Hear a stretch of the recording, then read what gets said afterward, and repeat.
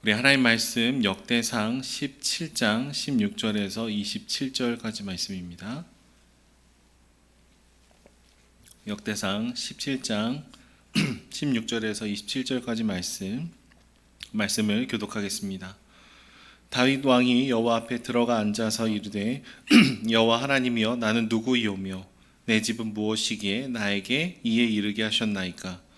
하나님이여 주께서 이것을 오히려 작게 여기시고 또 종의 집에 대하여 먼 장래까지 말씀하셨사오니 여호와 하나님이여 나를 존귀한 자들같이 여기셨나이다.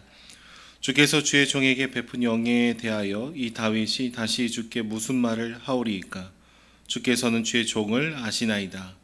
여호와여 주께서 주의 종을 위하여 주의 뜻대로 이 모든 큰 일을 행하사 이 모든 큰 일을 알게 하셨나이다. 여호와여 우리 귀로 들은 대로 주와 같은 이가 없고 주 외에는 하나님이 없나이다. 땅의 어느 한 나라가 주의 백성 이스라엘과 같으리이까. 하나님이 자기 백성을 구속하시려고 나가사 크고 두려운 일로 말미암아 이름을 얻으시고 애굽에서 구속하신 자기 백성 앞에서 모든 민족을 쫓아내셨사오며 주께서 주의 백성 이스라엘을 영원히 주의 백성으로 삼으셨사오니 여호와여 주께서 그들의 하나님이 되셨나이다.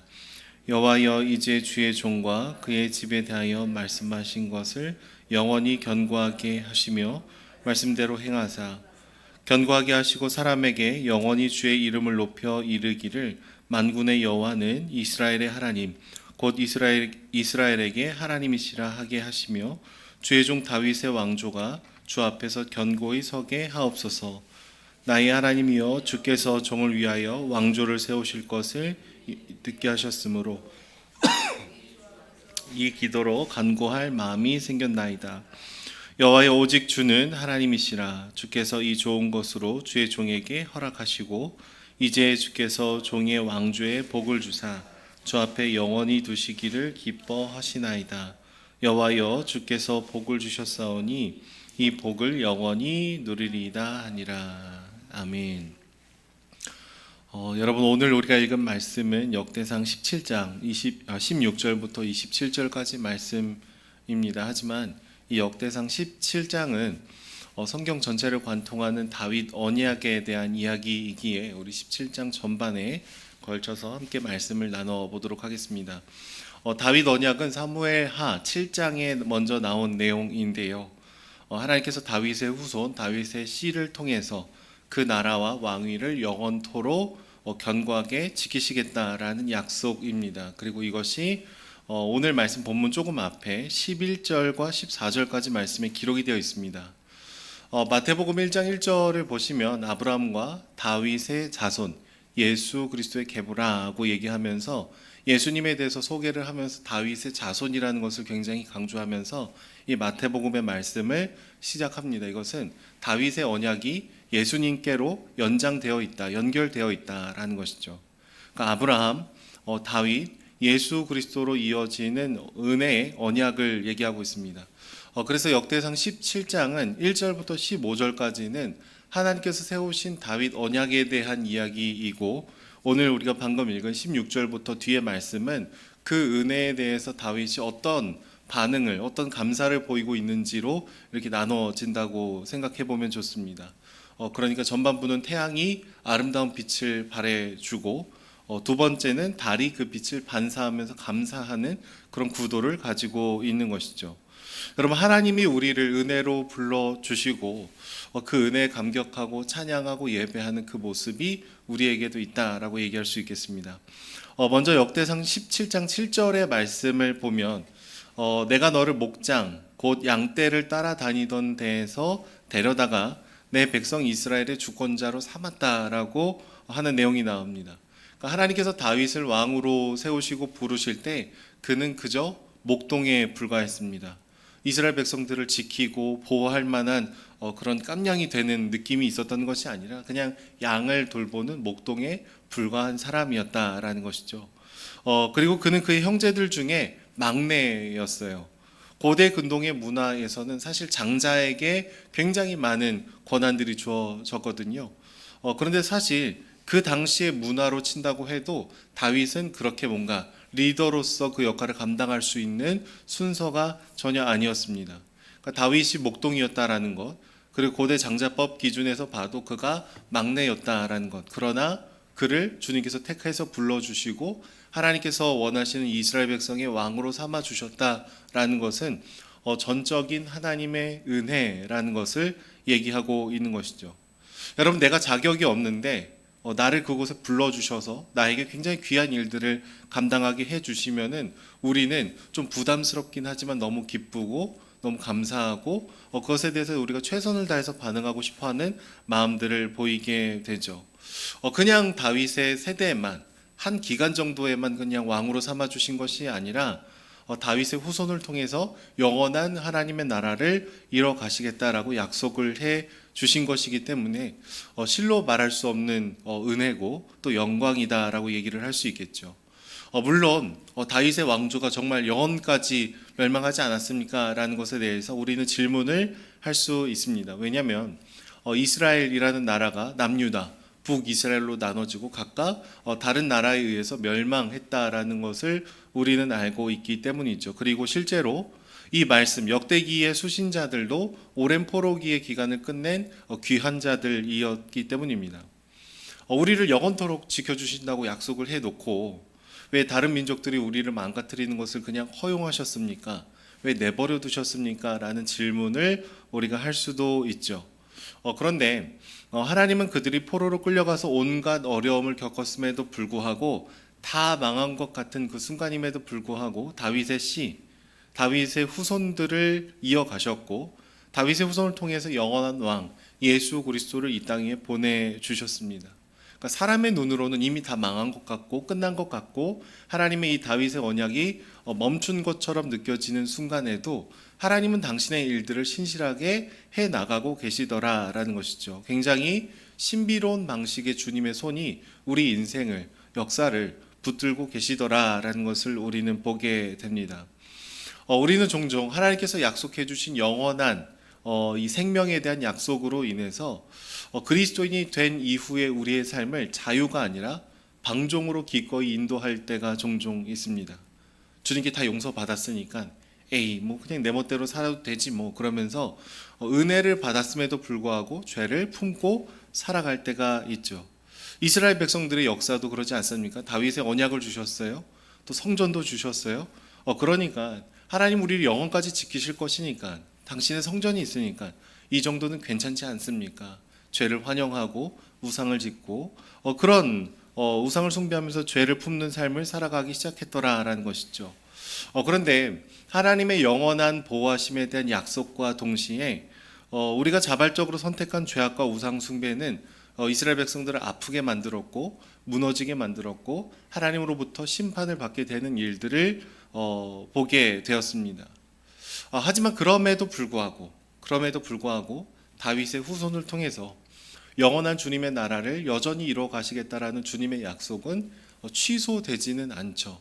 우리를 여전히 붙들고 계시다라는 것이 또 은혜의 방편입니다.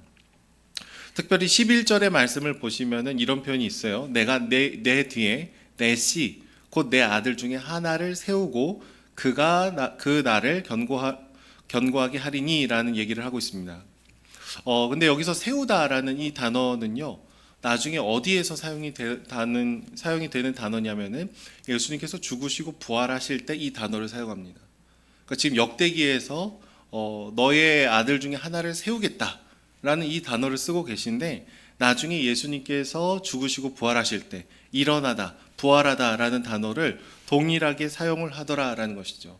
그러니까 지금 다윗은 아마 뭐 그것까지 염두에 두지 못했을 것입니다. 그냥 나중에 뭐 내 후손 중에 뭐 몇몇이 이 나라를 좀 괜찮게 다스리겠구나 뭐 요 정도만 이해하고 걸어갔겠죠. 그런데 시간을 앞에서 뒤로 보니까 하나님께서 약속해 주셨던 이 단어들 사이에 굉장히 섬세한 의미가 담겨 있었구나라는 것을 발견을 하게 되는 것이죠. 다윗이 이 말씀을 들었을 때 1000년 이후에 나중에 성취될 신비로운 인도하심을 모두 이해할 수 있었던 것은 아니었겠지만 그는 그럼에도 불구하고 하나님께 굉장히 깊은 감사를 고백을 하고 있습니다.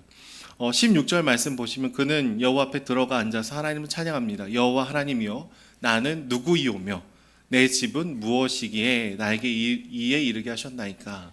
이 고백을 하죠. 여호와 앞에 들어가 앉았다라는 것은 하나님의 언약궤 앞에 나아가서 굉장히 사적인 기도를 드리고 있다라고 이해할 수 있습니다. 그는 고백하고 있는 거예요. 주님, 제가 저를 돌아볼수록 제가 이스라엘의 왕이 될 수 있는 그런 조건이 단 하나도 없는데, 저는 목동이었는데, 저는 막내였는데 주님 어떻게 나를 불러주셨습니까? 당신의 은혜가 너무 놀랐습니다 라는 고백을 하죠. 이 두 가지의 바라봄을 다윗은 기억을 하고 있습니다. 하나님의 크고 놀라우신 은혜를 보고 있고, 또 동시에 자기 안에 있는 깊은 죄성에 대한 고백, 자신의 연약함에 대한 고백을 하고 있는 것이죠. 그러면 감탄하게 되고 감격하게 됩니다. 주님, 내가 무엇이기에 나를 부르셨습니까? 나를 통해서 영원한 당신의 나라를 이루어 가십니까? 내가 뭐라고? 이 고백을 하게 되죠. 팀 켈러라는 목사님을 제가 너무 좋아하는데, 이분은 우리가 은혜를 회복하기 위해서는 두 가지를 늘 발견해야 된다는 얘기합니다. 첫 번째는 우리는 생각보다 더 심각한 죄인이다. 이걸 계속해서 바라봐야 돼요. 신앙이 성숙해질수록 이걸 더 깊고 더 다층적으로 보게 된다라고 합니다. 두 번째, 그러나 하나님의 사랑은 우리의 연약함보다 늘 훨씬 더 크다. 이 간격을 계속해서 발견할수록 우리는 예전의 신앙으로 사는 것이 아니라 오늘의 그 간격으로 살아가게 되는 것이죠. 지금 다윗은 이 두 간격을 마주하고 있습니다. 나는 목동이었고, 나는 자격도 없고, 사실 내 마음에 수도 없는 부패한 마음이 있는데, 그럼에도 불구하고 주님께서 내 이름을 부르시고 영원한 주님의 나라를 허락해 주신다니, 하나님, 내가 무엇이기에 이런 은혜를 주십니까? 라는 고백을 드리죠. 그래서 20절 말씀에도 주와 같은 이가 없고 주 외에 하나님이 없나이다, 이런 고백을 드리고 있습니다. 그리고 25절 말씀에는 이런 표현들이 기록이 되어 있어요. 주께서 종을 위하여 왕조를 세우실 것을 이미 듣게 하셨으므로 주의 종이 주 앞에서 이 기도로 간구할 마음이 생겼나이다. 여러분, 이 한글 성경으로 읽으면은 좀 약간 새침한 표현처럼 들립니다. 이제 좀 내가 기도할 마음이 생겼습니다, 이렇게 들리는데, 그게 아니라 압도적인 사랑과 주의 은혜를 듣게 되니까 내가 당신께 나아갈 용기가 생겼습니다. 내가 잘해서 사랑해 주시고 못할 때 나를 미워하시는 분이 아니라 영원까지 나를 붙들어 주신다고 얘기해 주시니, 하나님, 내가 자유 속에서 기도하고 싶은 용기가 생겼습니다 라는 고백을 하고 있는 것이죠. 주 안에 사랑하는 여러분, 우리는 오늘 이 새벽에 사실 다윗과 비슷한 고백을 드릴 수 있었으면 좋겠습니다. 먼저는 주님, 내가 무엇이간데 나를 부르시고 나를 택하시고 나에게 주님을 알 수 있는 이런 약속을 주셨습니까? 라는 질문을 드려야 되죠. 예전에 제가 교도소를 한 4번 정도 다녀온 적이 있습니다. 다른 것 때문에 간 게 아니라 설교하러 교도소를 갔던 적이 있는데, 교도소에 가서 말씀을 전하러 이렇게 딱 가보면은요, 처음에는 이 드라마에서 그런 분들을 뵙기 때문에 이 두렵고 떨리는 마음으로 막 이렇게 갑니다. 그래서 강단 위에 서서 말씀을 딱 전하려고 하면은요, 옷만 죄수복이지 저랑 다를 바가 없는 사람이라는 것을 보게 됩니다. 물론 굉장히 무섭게 생기신 분들도 이렇게 곳곳에 저를 째려보고 있어요. 설교를 빨리 끝내라 이런 식으로 저를 쳐다보시는 분들이 있는데, 그분들 보면은 그냥 옷만 바꿔놓으면 아무도 모르겠다. 이 사람이랑 나랑 옷만 바꿔놓으면 아무도 모르겠다. 이분들은 겉으로 드러나는 법적인 죄를 넘어서서 죄인이라는 인정을 받아서 이 옷을 입는 것뿐이지, 사실 내가 하나님 앞에 이분들과 함께 섰을 때 이분이나 나나 사실 주님 앞에서는 죄가 가득한 동일한 존재일 수밖에 없다라는 것을 고백을 하게 되죠. 때로는 예수님을 안 믿으시는 분들 중에서도 우리보다 더 선하고 더 착하고 더 열심으로 나아가시는 분들을 만날 때가 있습니다. 그들은 하나님을 잘 모르지만 자신의 그 연약함을 잘 메꿔 나가면서 사는 것처럼 보일 때가 있죠. 그런데 내가 이 사람보다 나은 것이 하나도 없는데 내가 하나님을 먼저 알게 되었다라는 것, 나에게 자격이 있어서 그런 게 아니라 그냥 전적인 하나님의 은혜고, 이 은혜를 내가 이분들에게 전하기를 원하신다라는 그 목적을 발견을 하게 되는 것이죠. 그러니까 우리는 어떤 것을 성취해 갖고 주님으로부터 이런 은혜를 받은 것이 아니더라라는 것이죠. 저는 저와 여러분들이 이 마음의 고백을 늘 드릴 수 있었으면 좋겠어요. 하나님, 우리가 당신의 이 영원한 사랑을 바라보면서 다 알고 익숙한 얘기처럼 그냥 흘러가는 인생이 아니라 나의 연약함을 늘 발견하면서 하나님, 내가 무엇이 간데 나를 이렇게 찾아오셨습니까? 내가 무엇이 간데 나에게 이런 은혜를 주셨습니까? 그런 고백을 날마다 드리면서 우리가 나아가야 되죠. 우리가 주일날 대예배, 일부 예배 때 이 예배로의 부름에 대한 고백을 합니다. 2부 예배만 들으시는 분들은 잘 모르실 수 있겠지만 또 1부 예배를 들으셔도 이게 그냥 반복되는 이제 글자를 읽는 것처럼 느껴지실 수도 있겠지만 먼저 주님, 우리를 부르신 주님을 찬양합니다.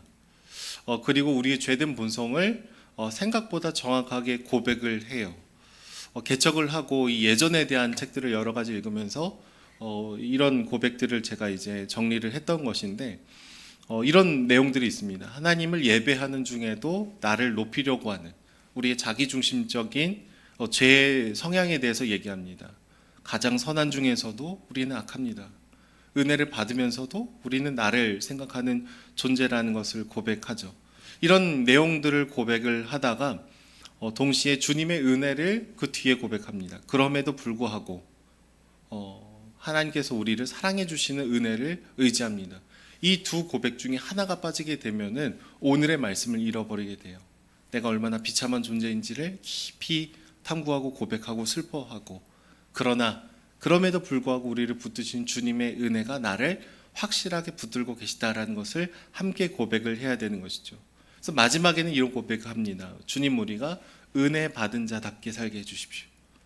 종종 우리는 은혜를 죄를 짓는 자유이용권처럼 생각할 때가 있거든요. 이 정도는 괜찮아. 근데 그게 아니라 은혜 받은 자답게, 복음을 아는 자답게 살게 해주십시오. 그런 고백을 드리고 있는 것이죠.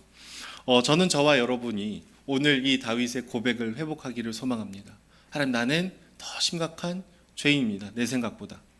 그러나 주님께서 더 큰 사랑으로 늘 나를 붙들고 계십니다. 그래서 주님의 그 은혜를 기뻐하고 감사하고 그 은혜 받은 자답게 정결하고 거룩한 삶을 살게 해달라고 그 고백을 드리며 나아가는 저와 여러분들이 되기를 소망합니다.